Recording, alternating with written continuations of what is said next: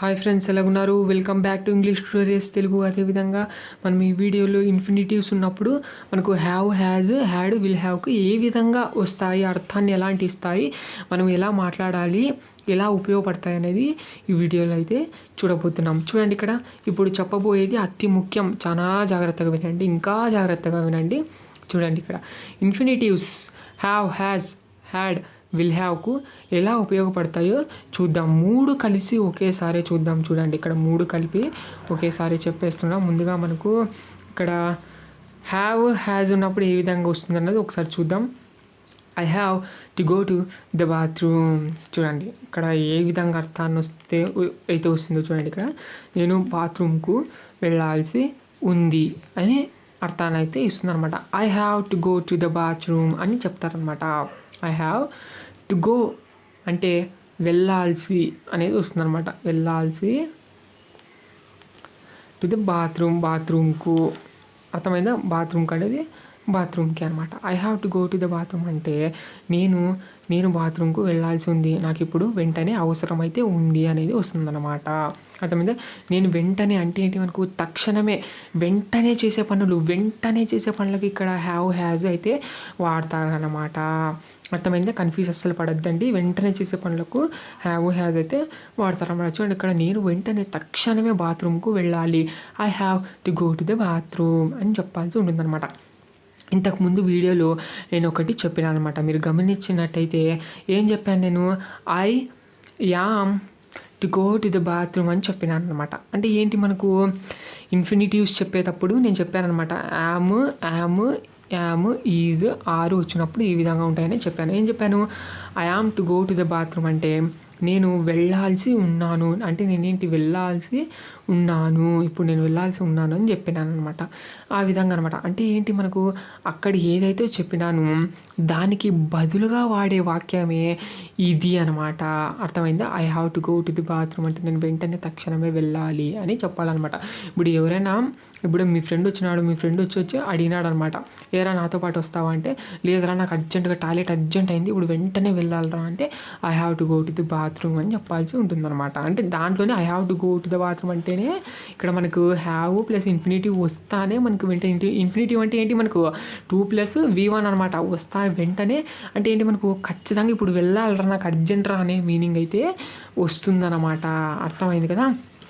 చూడండి, అంటే ఏంటి, మనకు ఇక్కడ నేను ఏం చెప్పదలుచుకున్నానంటే మీకు I am to go to the bathroom అని చెప్పకూడదు అని చెప్తున్నాను అనమాట. నేను ఇంతకుముందు వీడియోలో నేను మీకు ఇన్ఫినిటివ్స్ అర్థం కావడానికి అలా చెప్పాను కదా. I am to go to the bathroom అంటే ఇప్పుడు నేను వెళ్ళాల్సి ఉన్నానని వస్తుంది కదా, మరి ఎందుకు చెప్పకూడదు అంటే దాని బదులుగా ఉండేది హ్యావ్, హ్యాజ్ ఉందన్నమాట. మీరు ఇది గుర్తుపెట్టుకోవాల్సిన విషయం.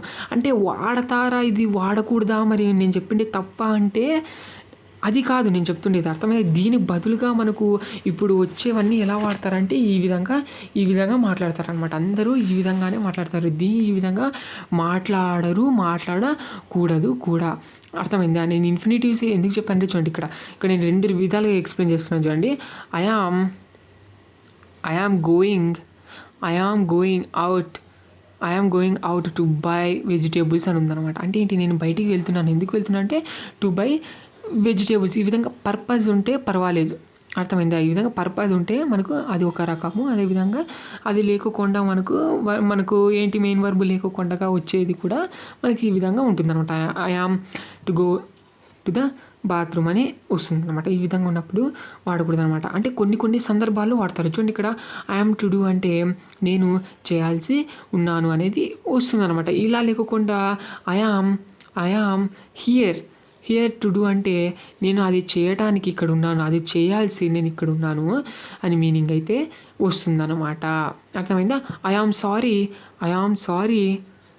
సారీ టు డూ దిస్ అంటే ఏంటి, మనకు దీన్ని చేయాల్సి నేను నీకు ముందుగానే క్షమాపణ చెప్తున్నా, అంటే దీన్ని చేయాల్సి నేను క్షమాపణ చెప్తున్నాను అని చెప్తున్నాను అనమాట.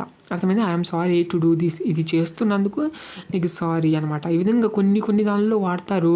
ఇంకా తరచుగా ఇలాంటి వాక్యాలు అయితే వాడకూడదు అనమాట. ఇలాంటి వాక్యాలు బదులుగా మనకి ఉపయోగపడేది అర్థమైంది యామ్ కానీ, అదేవిధంగా ఈజ్ కానీ, ఆర్ కానీ. ఓకేనా? ఇక్కడ హీ హీఈస్ టు డూ అంటే ఆయన చేయాల్సి ఇక్కడ ఉన్నాడు. కొన్ని దానిలలో అయితే వస్తుంది ఈజ్ హియర్ టు డూ అంటే కొన్ని దానిలో వస్తుంది. మళ్ళీ he is to go to the bathroom అంటే రాదనమాట. అలాంటివి మనకు రావన్నమాట.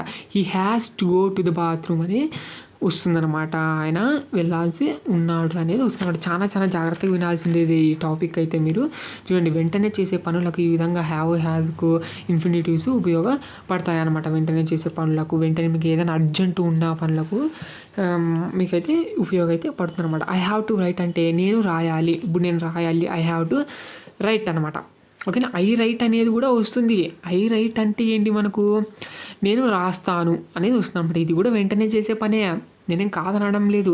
కానీ ఐ హ్యావ్ టు రైట్ అంటే నేను రాయాల్సి ఉంది, ఇప్పుడు నాకు అవసరం ఉంది, ఇప్పుడు నేను రాయాలి, ఖచ్చితంగా రాయాలి అయ్యా, ఇప్పుడు నేను రాయాలి, ఇప్పుడు నేను ఖచ్చితంగా రాయాలప్ప అని మీనింగ్ అయితే వస్తుందన్నమాట. ఐ హ్యావ్ టు రైట్ అనేది నేను రాయాల్సి ఉంది, ఇప్పుడు నాకు అర్జెంట్ పని ఉంది అనే విధంగా వస్తుందన్నమాట. ఐ హ్యావ్ టు వాచ్ అంటే నేను చూడాలి, అర్థమైందా, నేను చూడాల్సి ఉంది అని చెప్తారన్నమాట. ఇప్పుడు మీ ఫ్రెండ్ వచ్చి అడిగినాడు, ఏరా నువ్వు సినిమా చూస్తావా, మీరు ఫ్రెండ్స్ అంతా కూర్చున్నారు, ఇంతకుముందే ఎగ్జాంపుల్ చెప్పాను ఇది.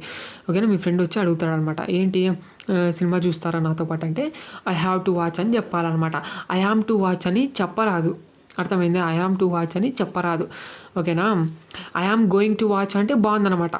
I am going to watch అంటే నేను చూడటానికి వస్తానన్నమాట అని ఈ విధంగా. I am going to watch అంటే చాలా చక్కగా ఉందన్న. ఐ యామ్ టు వాచ్ అని వాడకూడదు, దాని బదులుగా ఉండేది ఐ హ్యావ్ టు వాచ్ అని చెప్పాల్సి ఉంటుంది. ఇక్కడ మీరు గుర్తుపెట్టుకోవాల్సి ఉండేది. అది మనకి ఏ సబ్జెక్ట్ ఏదైనా కానివ్వండి, ఇక్కడ మనకు సింగులర్ వస్తే హీ వచ్చినప్పుడు హ్యాజ్ అయితే ఉపయోగించాలన్నమాట. హీ హ్యాస్ టు వాచ్ అంటే ఆయన చూడాల్సి ఉందన్నమాట, ఆయన చూడాల్సి ఉంది. షీ హ్యాస్ టు వాచ్ అంటే ఆమె చూడాల్సి ఉంది. వీ హ్యావ్ టు వాచ్ అంటే మనం చూడాల్సి ఉన్నాము, ఆ విధంగా అనమాట. చూడాలి, ఖచ్చితంగా చెయ్యాలి, వెంటనే చెయ్యాలి అనే దానికి ఈ విధంగా అయితే ఉపయోగపడుతుంది. చాలా డిఫరెంట్గా ఉంటుంది, అర్థమైందా. ఐ హ్యావ్ టు డూ అంటే నేను చేయాలి వెంటనే. ఐ హ్యావ్ టు డూ నేను చేయాల్సి ఉన్నానప్ప అని, ఐ హ్యావ్ టు డూ నేను చేయాల్సి ఉన్నాను అనే విధంగా వస్తుంది. ఐ యామ్ టు డూ అయితే చెప్పొద్దండి, అర్థమైందా. Next she has to go to the America అంటే ఆమె అమెరికాకు వెళ్ళాల్సి ఉంది. She has to go to the America, ఆమె వెళ్ళాల్సి ఉంది, కలిగి ఉంది అనేది మీనింగ్ అయితే వస్తుంది. I have to do that job అంటే నేను ఆ జాబ్ను చేయాలి. I have to do that job, I have to do that job. బాగా ప్రాక్టీస్ చేయాలి, ఇది అర్థమైందా, కన్ఫ్యూజ్ పడకూడదు. I have to do that job అంటే నేను ఆ జాబ్ను చేయాల్సి ఉన్నాను. I have to wash my hands అంటే ఇప్పుడు నేను చేతులు కడుక్కోవాలి. ఇప్పుడు తిన్నాను I have to wash my hands అనమాట. నేను నా చేతులు కడగాలన్నమాట, వెంటనే చేయాలి ఆ పని. You have to clean the table. ఇప్పుడు ఇది మనకు ఒక ఆర్డర్ వేస్తున్నాం అనమాట. ఎవరికైనా నువ్వు ఆ పని చేయి, ఆర్డర్ అంటే ఏంటి, మనకు నువ్వు అది చేయి ఇది చేయి అంటే ఆర్డర్ అనమాట అది మనకి కదా. ఈ విధంగా you have to clean the table, నువ్వు క్లీన్ చేయాలి. ఇప్పుడు you have to clean the table, నీవు ఆ టేబుల్ను తుడవాలి, అర్థమైందా. ఈ విధంగా. కానీ he has to pay money to me, ఆయన నాకు కట్టాల్సి ఉంది. He has to pay money to me, ఆయన నాకు డబ్బు కట్టాల్సి ఉన్నాడు, కట్టాల్సి ఉంది అనేది బట్టుకు మనకి ఇది సబ్జెక్ట్ బట్టి వస్తుంది అన్నమాట. ఆయన నాకు డబ్బు కట్టాలి. We have a question to you, మా దగ్గర ఒక క్వశ్చన్ ఉంది నీకు అని చెప్పాలంట. We have question to you, నీకు క్వశ్చన్ ఉంది. ఇది మనకి ఇక్కడ ఏంటి, మనకి ఇది అసలు ఇన్ఫినిటివ్ కాదనమాట. చూడండి, అదే విధంగా ఇప్పుడు హ్యాడ్ చూద్దాం. హ్యాడ్ ఏ విధంగా ఉపయోగపడుతుంది అనేది చూడండి. ఇక్కడ వచ్చేసేసరికి వాజు వర్ ఏదైతే చెప్పాను నేను, వాజు వర్ ప్లస్ అదేవిధంగా ఇన్ఫినిటివ్ చెప్పాను కదా నేను. ఇక్కడ మటుకు ఇంతకుముందు మనకు దీన్ని చెప్పినట్టుగా ఉండదు, అర్థమైందా. ఇంతకుముందు నేను దీన్ని చెప్పినట్టుగా ఉండదు. ఇక్కడ మటుకు ఇంగ్లీష్లో వచ్చే మనకు vase were plus infinitive use చేస్తారు. 100% యూజ్ చేస్తారు, అర్థమైంది. ఖచ్చితంగా యూజ్ చేస్తారు. అంటే చూడండి, ఇక్కడ నేను ఏం చెప్తున్నానంటే he was to give money అనేది ఉందన్నమాట. అంటే ఏంటి, మనకు దీని అర్థం మనం ఇంతకుముందు చూసాం. He was to give money అంటే ఆయన నాకు డబ్బులు ఇవ్వాల్సి ఉండేను అనేది అయితే వస్తుందన్నమాట. అంటే ఆయన మనకి ఇచ్చినాడా ఇయ్యలేదా అనేది మనకి ఇక్కడ స్పష్టంగా అయితే తెలియదు అనమాట. ఇక్కడ వచ్చేసి చూడండి, I had to give 10,000 to him అంటే ఖచ్చితంగా ఇవ్వాల్సి ఉండింది గతంలో. I had to give 10,000 to him అంటే నేను ఆయనకి ఇవ్వాల్సి ఉండింది అని చెప్పినాను, మరి ఇచ్చినాను. ఇచ్చినానంటే వాడుకోవచ్చు, ఇవ్వలేదంటే ఇవ్వలేదు. అంటే దీనికి తేడా ఏంటంటే 2 రకాలుగా వాడచ్చు. He was to give money అంటే ఆయన ఇవ్వాల్సి ఉండినాడు. ఇక్కడ ఆయన నాకు ఇవ్వాల్సి ఉండింది. అర్థమైందా? అంటే 2 ఒకటే. అర్థమైంది, 2 ఒకటి. I had to give 10,000 to him అంటే ఖచ్చితంగా అనేది వస్తుంది. ఇక్కడ వచ్చేయాలి మనకు జస్ట్ మనకు మళ్ళీ ఇచ్చినాడా లేదా అనేది మనకు అదే స్పష్టంగా అయితే తెలియదు. ఇక్కడ మనకు స్పష్టంగా తెలియదు. He was to give money అంటే మళ్ళీ ఆయన నాకు ఇవ్వాల్సి ఉండింది అని వస్తుంది అంతే. మళ్ళీ నాకు ఇచ్చినాడా లేదని తెలియదు. ఈ had to give 10,000 to him అంటే ఆయన ఖచ్చితంగా ఇవ్వాల్సి ఉండింది అనేది అయితే వస్తుందన్నమాట గతంలో. అర్థమైందా? ఈ విధంగా అయితే ఉపయోగపడుతుంది. బాగా ప్రాక్టీస్ చేయాలి, ఇది ప్రాక్టీస్ చేయాలి. చూడండి, ఈ 2 ఒకటే అయితే కాదనమాట. చూడండి, I had to go there అంటే నేను అక్కడికి వెళ్ళాల్సి ఉండింటిని. ఏంటి మనకు గతంలో ఏదైనా స్టోరీ చెప్పాలి కానీ, లేకుంటే మీరు గత విషయాలు చెప్పాలనుకున్నారనుకోండి వేరే వాళ్ళతో, ఈ విధంగా మాట్లాడండి. I had to go there అని చెప్పాల్సి ఉంటుంది. She had to do that work అంటే ఆమె ఆ పని చేయాల్సి ఉంటుంది కాబట్టి నేను ఆమెకి ఇచ్చిన ఆ పని. She had to do that work ఆమె చేయాల్సి ఉంటుంది కాబట్టి నేను ఇక్కడ బాస్గా ఆమెకైతే నేను పని అయితే ఇచ్చినాను. ఆ విధంగా వస్తుంది అనమాట. మనకు టైం తెలియదు అనమాట. She had to do that work అంటే ఇక్కడ మనకి ఏంటిది, హ్యాడ్ అంటేనే మనకు పాస్ట్లో జరిగిందని అర్థం అనమాట. మరి పాస్ట్లో జరిగింది సరే, మనకు అది ఎప్పుడు జరిగింది ఏంటి అనేది అయితే మనకు క్లారిటీ అయితే ఉండదు. చూడండి, మనకు తెలియదు అనమాట టైమింగ్ అయితే ఇక్కడ. అర్థమైందా? చూడండి, you had to learn English grammar అంటే నీవు ఇంగ్లీష్ నేర్చుకోవాల్సి ఉండినావు. అప్పుడు నువ్వు ఇంగ్లీష్ నేర్చుకుంటా ఉండినావు. You had to learn English అప్పుడు నువ్వు నేర్చుకోవాల్సి ఉండినావు. అర్థమైందా? అందుకనే నేను మిమ్మల్ని డిస్టర్బ్ చేయలేదని కానీ, లేకుంటే నువ్వు అప్పుడు చదువుకుంటా అంటివి. యూ హ్యాడ్ టు లెర్న్ అందుకని మేము డిస్టర్బ్ చేయలేదు. సో ఇవి డిడింట్ డిస్టర్బ్ అనేది వస్తుందన్నమాట. ఎలా వస్తుందని చెప్తాను లేండి. నెక్స్ట్ మనకు నెగిటివ్స్ నేను మళ్ళీ తర్వాత చెప్తాను. I had no opportunity to succeed. చూడండి, ఐ హ్యాడ్ నో ఆపర్చునిటీ అంటే ఏంటి, నాకు సాధించడానికి, సక్సీడ్ అంటే సాధించడానికి. I had no opportunity to succeed అంటే నాకు సాధించడానికి ఎలాంటి అవకాశం లేకుండే అనమాట గతంలో. గతంలో నాకు లేకుండే. ఓకేనా? ఇక్కడ మనకు I was no opportunity to succeed అని చెప్పమన్నమాట. జనరల్గా యూజ్ చేయము. I was no opportunity to succeed అని చెప్పం. ఇప్పుడు ఎందుకు వాజ్ యూజ్ చేయము అంటే, మనకు నీ దగ్గర ఏదో ఒకటి ఉందంటేనే కదా హ్యావ్ ఫార్మ్స్ యూజ్ చేస్తాం. ఓకేనా? నీ దగ్గర కార్ ఉందంటే ఏం చెప్తాను, యూ హ్యావ్ ఏ కార్ అని చెప్తాను అనమాట. యూ వర్ ఏ కార్ అని నేను చెప్పను. అర్థమైందే? అందుకని అనమాట వర్కి హ్యావ్ ఫార్మ్స్కి తేడా ఉంటుంది. మీరు ఖచ్చితంగా అది కొంచెం నేర్చుకోవాల్సి ఉంటుంది. అర్థమైందా? వాజ్ అని చెప్పరాదనమాట. నాకు ఉండిండే లేదు కదా అని నేను వాజ్ వాడతానంటే కుదరదు. హ్యాడ్ అంటే ఏంటి, మనకు నీతో ఉండలేదు కాబట్టి ఆపర్చునిటీ అనేది హ్యాడ్ అనేది యూజ్ చేస్తాను అనమాట. అర్థమైంది కదా? కొంచెం మీరు ప్రాక్టీస్ చేస్తే వస్తుంది ఏంటి. Lalitha had money to study in that college. Lalitha had money అంటే లలితకి డబ్బులు ఉండిండే అనమాట. ఎందుకంటే to study in that college చదవటానికి. ఎప్పుడు ఇది అంటే పాస్ట్లోనే లలిత దగ్గర డబ్బులు ఉండిండేను ఆ కాలేజీలో చదవటానికి. అర్థమైందా? ఉండిండాను అనమాట.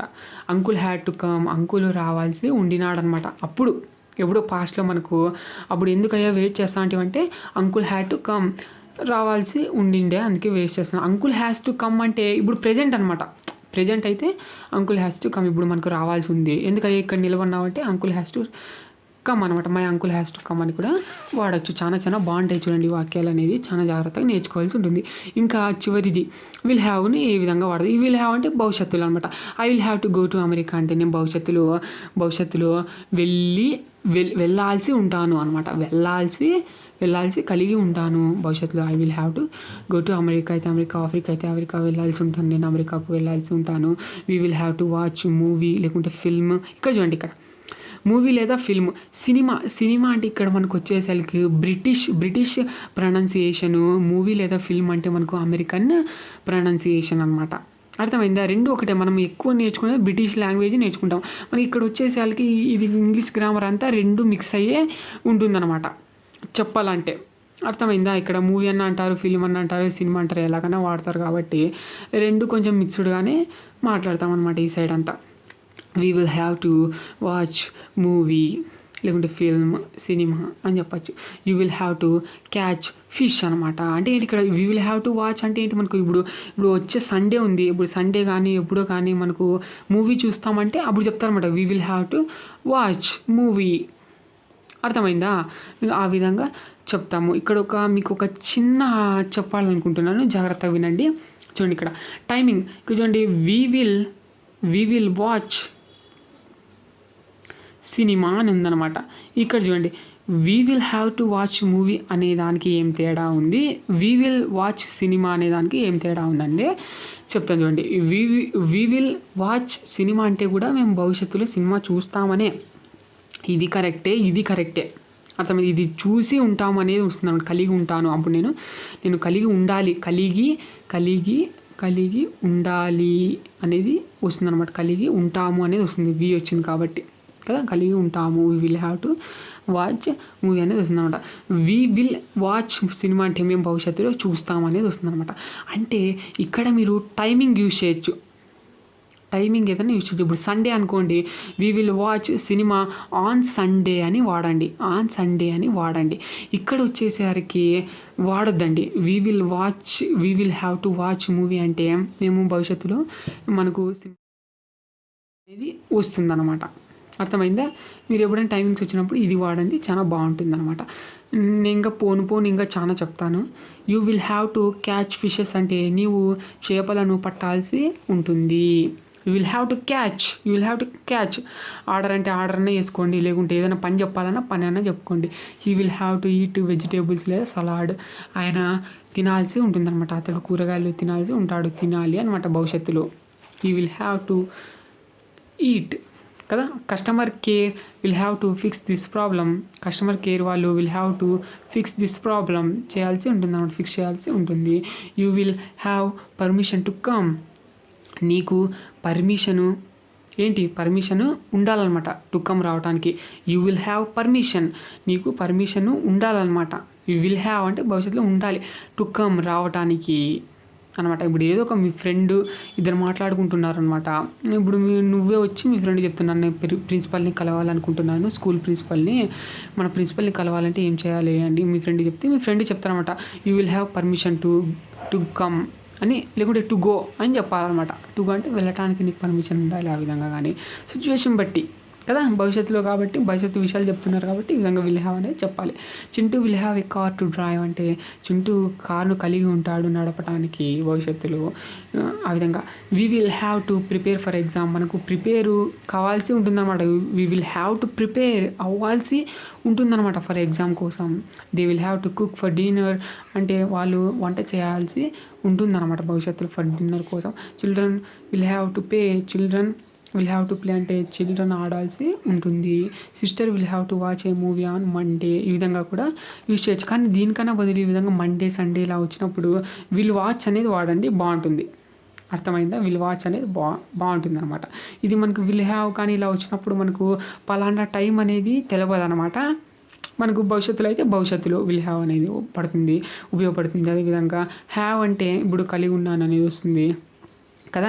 సిస్టర్ హ్యాజ్ అని వస్తుంది అన్నమాట. Sister has to watch A movie అంటే ఇప్పుడు మనకు చూడాల్సి ఉంది సిస్టర్ అనేది అని వస్తుంది అనమాట. హ్యాడ్ అంటే ఆల్రెడీ చూడాల్సి ఉండిండేను అని వస్తుంది అనమాట.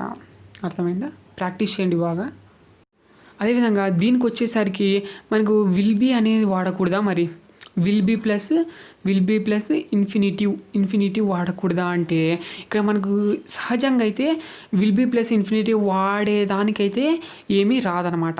అర్థమైందా? ఇక్కడ చూడండి I will be going to watch movie అంటే నేను వెళ్తూ ఉంటాను సినిమా చూడటానికి అనేది మీనింగ్ అయితే వస్తుందన్నమాట. I will be going to watch అనేది వస్తుందన్నమాట.